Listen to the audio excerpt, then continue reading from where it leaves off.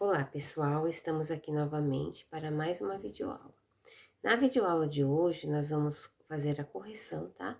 Da nossa apostila de língua portuguesa, nossas últimas atividades aqui do caderno 2. Então, vocês vão abrir a apostila de vocês na página 80, tá? Ó, onde está escrito atividades. Aqui nós tínhamos um texto, tá? O título era O Defunto Vivo. Então, eu vou ler novamente para vocês. Um homem dirigia um caminhão que levava um caixão de defunto para ser entregue numa cidade vizinha.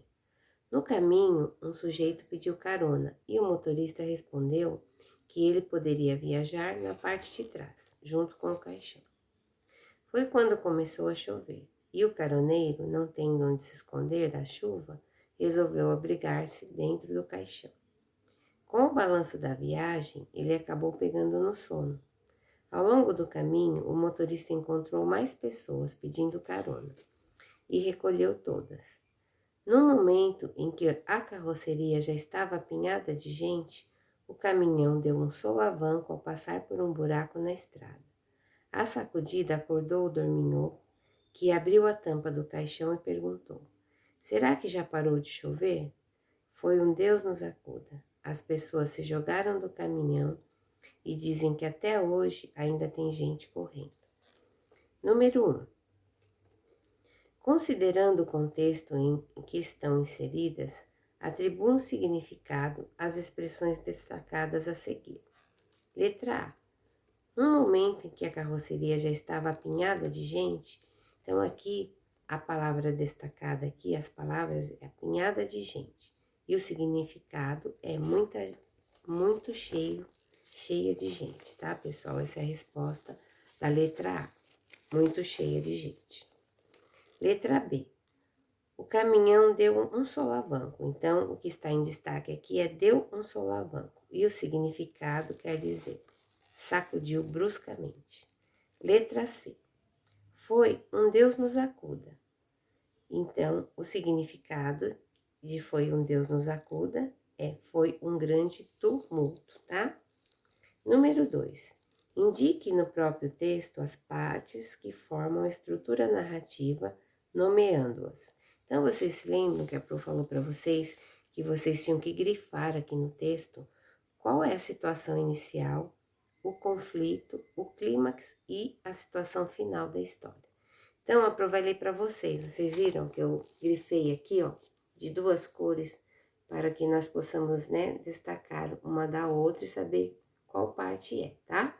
Então, a Pro vai ler para vocês aqui no começo a situação inicial. Então, vocês vão grifar aí, tá? Até onde eu ler a situação inicial. Um homem dirigia um caminhão que levava um caixão de defunto para ser entregue numa cidade vizinha. No caminho, um sujeito pediu carona e o motorista respondeu que ele poderia viajar na parte de trás, junto com o caixão. Então, esta aqui é a situação inicial, tá? Vocês podem grifar aí. Agora, nós vamos grifar o conflito da história. Então, eu vai ler para vocês e vocês grifem aí. Este é o conflito, tá? Foi quando começou a chover e o caroneiro, não tendo onde se esconder da chuva, resolveu abrigar-se dentro do caixão, tá? Este é o conflito. Agora, a próxima que eu vou ler, a próxima parte, é o clímax da história, tá? A sacudida acordou o dorminhoco, que abriu a tampa do caixão e perguntou: Será que já parou de chover? Então, este trecho da história é o clímax, tá? Agora eu vou ler a frase, as últimas frases aqui, que é a situação final da história. Então, ela diz o seguinte aqui, ó, esse é o final da história, tá? A situação final. É a última frase aqui. Foi um Deus nos acuda. As pessoas se jogaram do caminhão e dizem que até hoje ainda tem gente correndo, tá, pessoal? Então, essa que eu li aqui, todo esse trecho aqui do nosso texto, é a resposta da número 2, tá? Então, nós falamos sobre a situação inicial, o conflito, o clímax e a situação final. Número 3. Leia. No caminho, um sujeito pediu carona. Então, aqui, ó, a palavra grifada é o sujeito. Então, a letra A. Volte ao texto e copie os substantivos usados para se referir ao primeiro personagem que pede carona ao homem que dirigiu o caminhão. Então, aqui vocês tinham que voltar no texto, né? Onde vocês iam encontrar aqui o sujeito que pediu carona, né? Ó, no caminho, um sujeito pediu carona, né? E o motorista respondeu que ele poderia viajar na parte de trás junto com o caixão. Foi quando começou a chover e o caroneiro, né? Não tendo onde se esconder da chuva, resolveu abrigar-se dentro do caixão. Então, aqui já tem a palavra caroneiro, tá? Que é a primeira palavra. E depois, a segunda palavra aqui é dorminhoco, tá, pessoal? Então, vocês tinham que voltar aqui no texto e ler o trecho, tá? Então, aqui, ó, letra A. Volte ao texto e copie os substantivos usados para se referir ao personagem que pede carona ao homem que dirigiu o caminhão. Então, aqui a resposta é caroneiro e dorminhoco, tá? Agora aqui, ó, página 81. O objetivo dessas substituições resposta é o segundo quadradinho aqui, tá? Então, vocês façam um X no segundo quadradinho, onde diz evitar a repetição de um mesmo termo, contribuindo para a continuidade do texto. Letra C. Copie do texto outro exemplo em que essa substituição acontece. Então, aqui a resposta é o substantivo homem, que é o que dirigiu o caminhão, né? É substituído por motorista, tá? Então, o substantivo homem é substituído pela palavra motorista. Copie, número 4. Copie do texto o que se pede a seguir. Letra A, uma palavra com H inicial, tá? Então, poderia ser a palavra homem e hoje. Letra B, uma palavra com dígrafo, NH, poderia ser caminhão, vizinha, caminho, apinhada e dorminho. Letra C, uma palavra com dígrafo CH, poderia ser chover e chuva. Uma palavra com dígrafo LH, poderia ser a palavra recolheu, tá, pessoal? Número 5.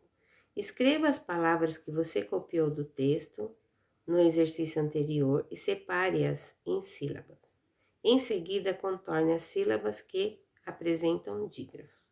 Letra A, homem e hoje. As duas são separadas em duas sílabas, tá? Homem e hoje. Letra B, caminhão, são separados em 3 sílabas, caminhão, e vocês vão contornar a sílaba nhão, onde tem o dígrafo NH. Palavra vizinha, também é separada em 3 sílabas, vizinha, e vocês vão contornar a sílaba nhá, onde tem NH. A palavra caminho, também é 3 sílabas, caminho, e vocês vão circular a sílaba nho, tá? Onde tem o NH. A palavra apinhada é separada em 4 sílabas. Apinhada. E vocês vão circular a sílaba nhá, onde temos NH. Dorminhoco. A palavra é separada também em 4 sílabas. Dorminhoco. E vocês vão contornar a sílaba nhô, onde nós temos o NH. Letra C. A palavra chover. Nós temos 2 sílabas, chover, e vocês vão contornar onde temos o CH, tá? Que é a primeira sílaba. A palavra chuva também são 2 sílabas, e vocês vão contornar a primeira sílaba onde temos o CH. Letra D, recolheu, são 3 sílabas, recolheu, e vocês vão contornar a última sílaba que temos o dígrafo LH, tá? Então, agora nós vamos para número 6. Na situação inicial do conto, temos a informação de que um homem dirigia um caminhão que levava um caixão para ser entregue em uma cidade vizinha. Em seu caderno, liste o nome de 4 cidades vizinhas à cidade em que você mora e dê o adjetivo pátrio correspondente a cada uma delas. Então, isso vocês teriam que fazer no caderno, tá? E a Pro tá aguardando a resposta de vocês aqui, tá bom? Vocês mandarem para mim. Para fazer mais, leia como se inicia esta versão do conto Defunto Vivo. Então, vocês teriam que ler com bastante atenção aqui, tá, pessoal? Que é uma outra forma que foi escrita para responder aqui na próxima página. Então, página 82. Número 7. Qual a principal diferença entre as duas versões do conto O Defunto Vivo? Então, a resposta é: a diferença entre as versões lidas é a identificação do lugar em que o fato narrado aconteceu. Número 8. Que características dos contos populares pode explicar essa diferença? Então, a resposta aqui é que cada povo contava essas histórias à sua maneira, fazendo modificações no enredo, mas sem perder sua essência. Número 9. Dê um novo desfecho ao conto Defunto Vivo. A sacudida acordou o dorminhoco, que abriu a tampa do caixão e perguntou: será que já parou de chover? Então, pessoal, vocês tinham que fazer uma frase diferente para dar um novo desfecho, né, a essa história. Então, aqui a resposta é pessoal. Número 10.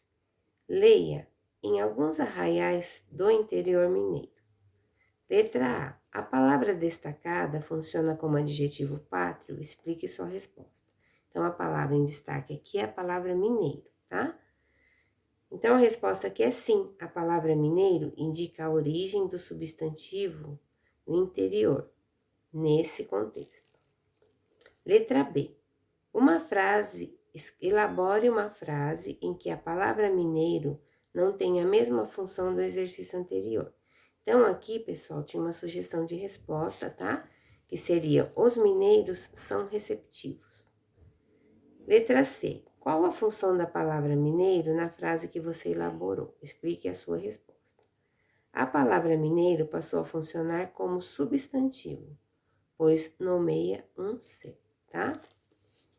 Aqui, na número 11, vocês teriam que fazer: pesquise em jornais e revistas uma palavra com H inicial, dígrafo NH, dígrafo CH e dígrafo LH, e colhe-as no quadro a seguir. Então, aqui, ó, é mais uma resposta pessoal, tá? Que a Pro fica aguardando vocês enviarem para mim. Página 83, mais um desafio. Encontre no diagrama as palavras com dígrafos que aparecem no conto O Defunto Vivo. Então, nós temos a palavra caminhão, chover, chuva, dorminhoco e recolher, tá? Então, aqui, pessoal, ela vai ficar desta forma. Então, vocês podem pausar, ó, aí o vídeo de vocês, tá? Para ver se vocês encontraram as palavras corretas aqui no diagrama. Tá bom? Agora, aqui, ó, nós temos a linha de chegada, como sempre, né? No final da unidade. Nós temos o nome aqui, ó, dos títulos do que nós estudamos, tá?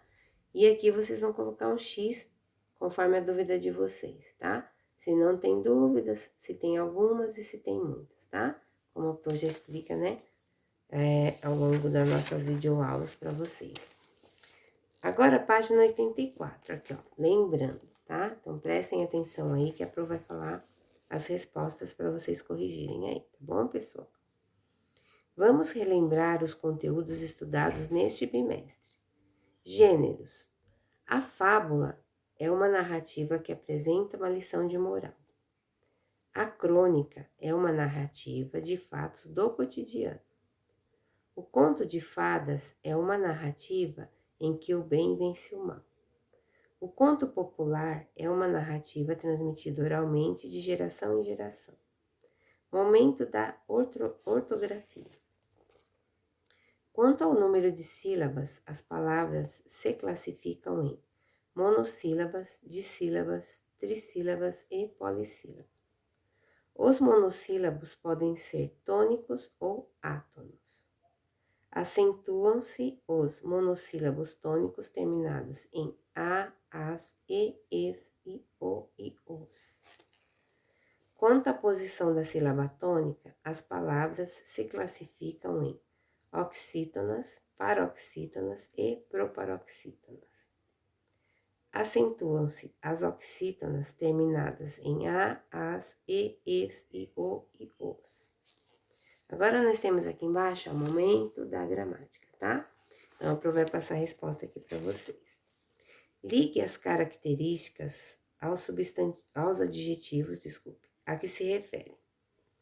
Adjetivo simples é formado por apenas uma palavra. Adjetivo composto, formado por mais de uma palavra. Adjetivo primitivo não é formado a partir de nenhuma palavra. Adjetivo derivado, formado a partir de outra palavra. E adjetivos pátrios são os que indicam lugar de origem ou nacionalidade, tá?